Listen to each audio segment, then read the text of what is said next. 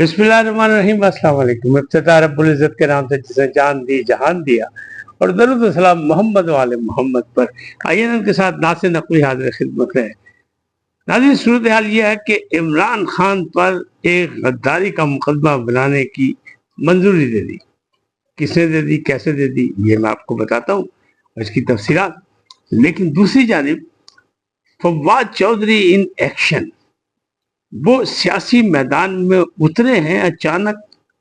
लोग कह रहे हैं ये ड्यूटीफुल है, चौके छिक्के लगा रहे हैं। और फिर पीटीआई की क़यादत ने उनसे राब्ता कर लिया। वो कौन लोग हैं और उनकी इस्लामाबाद में सियासी सरगर्मियां बहुत तेज हो गई कि मौलाना फजलुर रहमान से भी मुलाकातें। अब होने क्या जा रहा है, इमरान खान ने भी आज तलब किया हुआ है अपने दोनों ग्रुपों को, उनकी छितरौल करेंगे या उनको समझाएंगे। ये सब सूरत हाल क्या है, इससे आपको आगाही दूंगा। लेकिन पहले आपसे गुजारिश की आइए इनको सब्सक्राइब करें, लाइक करें, घंटी का बटन दबाना भूलें और अपनी कीमती राय का इजहार अपनी शख्सियत के मुताबिक करें। जी नाज़रीन, पहली बात कि इमरान खान के खिलाफ बगावत के मुकदमे का प्रोग्राम ये किसने बनाया? ये पंजाब हुकूमत ने, यानी जिसको कहते हैं नानी हुकूमत, मरियम नवाज की हुकूमत, उनकी काबीना ने इसकी मंजूरी दे दी कि इनके खिलाफ, रियासत के खिलाफ काम करने पर इनके खिलाफ मुकदमा किया जाए। और वो वही वीडियो है वो जो 71 के हवाले से जारी की। उसके बाद फिर मजीद बाद वो भी नहीं आ रहे, अभी फिर एक नई वीडियो ने डाल दी। तो उस हवाले से ये सारी चीजें, उनके खिलाफ मुकदमा बनाने की मंजूरी काबीना ने दे दी। अब अगली स्टेज क्या है, कैसे होगा, कब बनेगा, कहाँ बनेगा, ये बात की बातें हैं। लेकिन फिलहाल जो है, क्या इमरान खान इसमें फंस जाएंगे? तो उनके लिए मुश्किलात तो हैं, और कहने वाले उनके अपने भी ये कह रहे हैं, उनके पराए भी कह रहे हैं, और हुकूमती अरकान भी कह रहे हैं कि अभी उनकी रिहाई के कोई इम्कानात नहीं। लेकिन अक़वाम मुत्तहिदा की वर्किंग, वो जो एक करारदाद आई है, वो क्या है?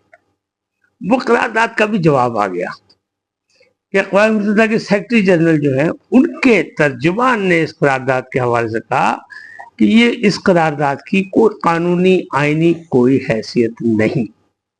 यानी ऐसी तजावीज़ दी जाती हैं, होती रहती है कि जनाब उनके खिलाफ जो इमरान खान सजा याफ्ता कैदी हैं, और ये हुकूमत पाकिस्तान ने कह दिया और उनको तमाम हुकूक भी हासिल हैं। लेकिन जो तर्जुमान है अक़वाम मुत्तहिदा के सेक्रेटरी के, वो ये कहते हैं कि ये कोई नहीं, ये जो अक़वाम मुत्तहिदा की करारदाद आई है, इसका अक़वाम मुत्तहिदा से कोई ताल्लुक नहीं। वर्किंग रिलेशन के जो है ये करारदाद जो है, ये तजावीज़ आती जाती रहती है, इसकी आईनी और कानूनी कोई हैसियत नहीं। अब मसला क्या है? मसला ये कि पहले आई थी अमरीकी कांग्रेस में करारदाद, और उस पर बेतहाशा लोगों ने, अक्सरियत ने, यानी सिर्फ 7 लोगों ने उसकी मुखालफत की थी। तो पीटीआई के लोगों ने उसकी बड़ी हिमायत की कि देखें ये क्या हो गया, दुनिया बोल पड़ी और आखिर अब ताकतें आ गई हैं इमरान खान की रिहाई के लिए। लेकिन जनाब इमरान खान पाकिस्तान के साबिक वज़ीर आज़म है और पाकिस्तान के लीडर हैं। उनकी रिहाई के लिए पाकिस्तानियों को ही कुछ करना पड़ेगा।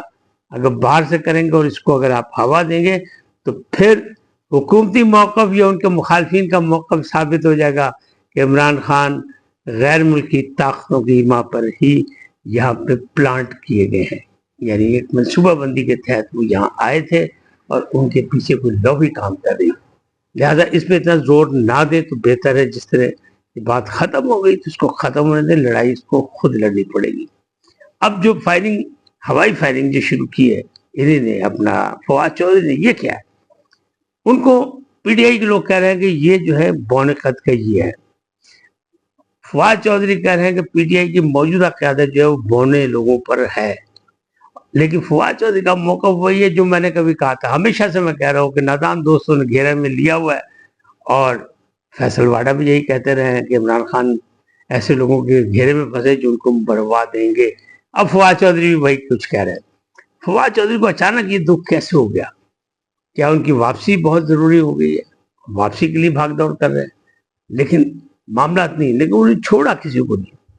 उन्होंने जनाब लतीफ़ खोसा को भी रगड़ा दे दिया, रऊफ़ हसन को भी कह दिया, बाकियों को भी कह दिया, शुएब शाहीन को भी कह दिया कि ये लोग तो इस काबिल नहीं है, इतने बौने हैं कि ये तो काउंसिलर का इलेक्शन नहीं लड़ सकते। तो फिर اور انہوں نے کہا کہ حامد خان بھی غیر سیاسی بندے. اب اس کے بعد کیا پیچھے رہ گیا؟ اب فواز چودھری نے جس انداز میں ایک ہی دن میں تقریباً 1 درجن پروگرام کر دیا مختلف چینل پہ اور مختلف بیانات دے کے سب کا رخ، سب توپوں کا رخ اپنی طرف کر لیا. وہ چاہتے کیا ہیں؟ توجہ دلاؤ نوٹس ہے، کیا چاہتے ہو؟ لیکن بہرحال توجہ دلاؤ نوٹس دیا اور لوگوں نے توجہ دے دی.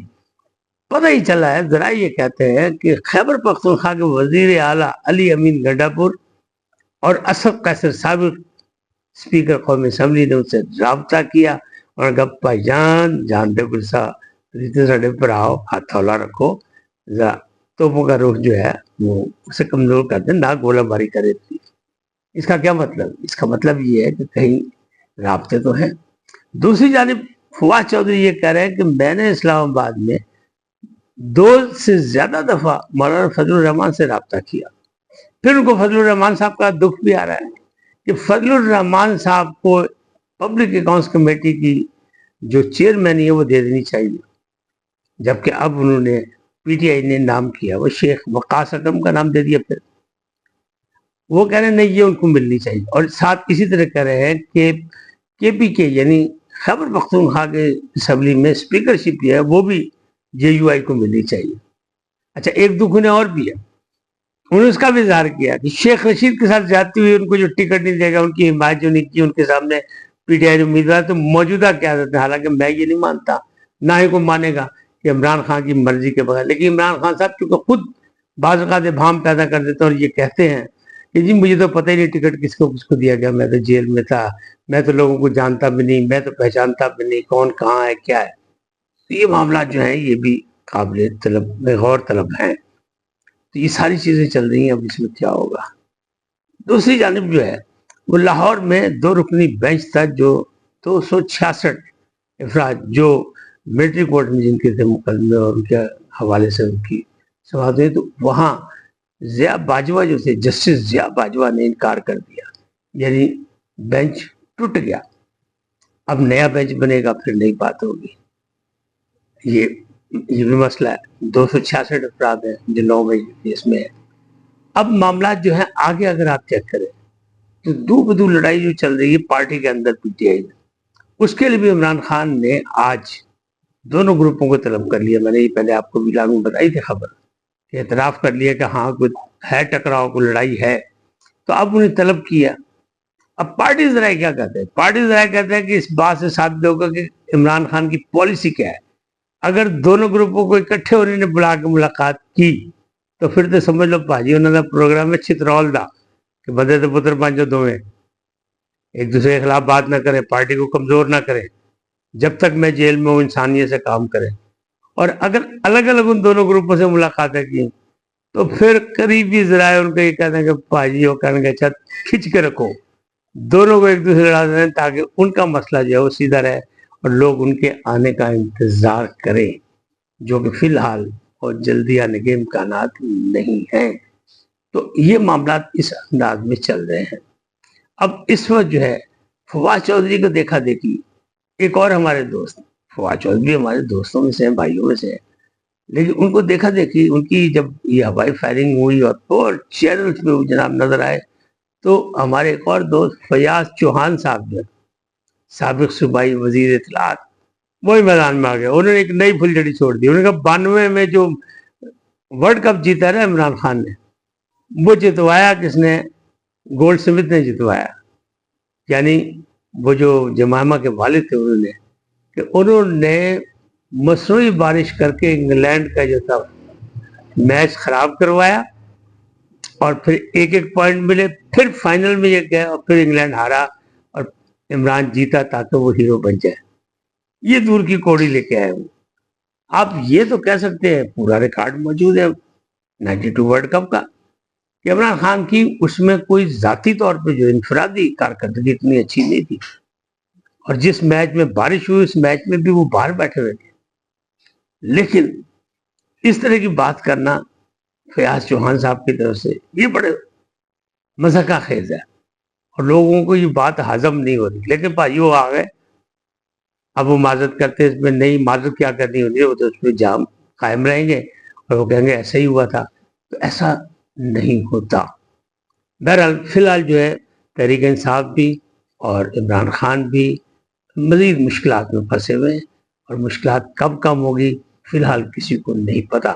لیکن جو موجودہ قیادت ہے اسے بانی چیئرمین کے مشورے سے اور جو حقیقی قانون دان ہے ان سے مشورہ کر کے پھر آگے چلنا ہوگا، ورنہ معاملات سیدھے نہیں ہوں گے.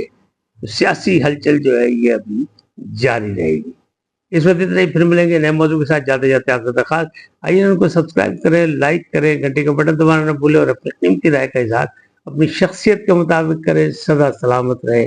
اللہ نگہبان.